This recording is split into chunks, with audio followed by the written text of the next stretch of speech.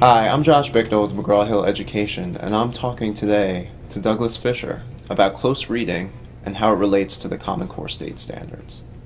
So Doug, how would you describe close reading? How would you define it? A close reading is a careful and purposeful reading. Well, actually, it's rereading. It's a careful and purposeful rereading of a text.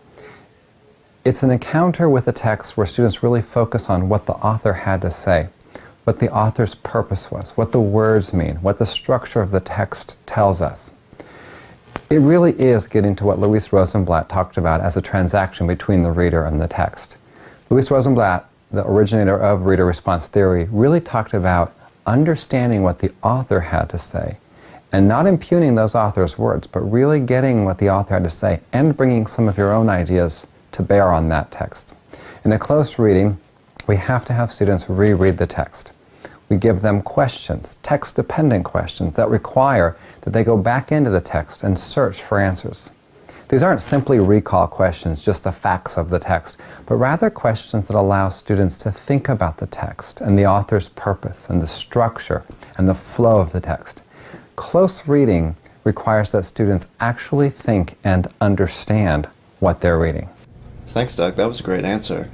My second question for you has to do with Common Core State Standards in close reading. So is close reading part of addressing the Common Core State Standards? Can you elaborate? Close reading isn't in the Common Core State Standards. However, an analysis of the Common Core State Standards really says you've got to learn the text well. The Common Core State Standards require that students provide evidence and justification for their answers. The only way we know how students can do this, that they really learn to provide evidence and justification, is if they closely read.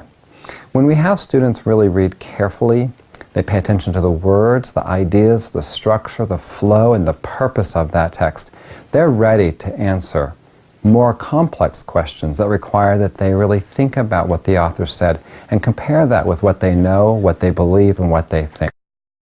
Doug, thank you so much for talking to me today about close reading and the Common Core State Standards. So tune in next time, we'll talk to Doug about what close reading looks like in the classroom. So stay tuned. Thank you.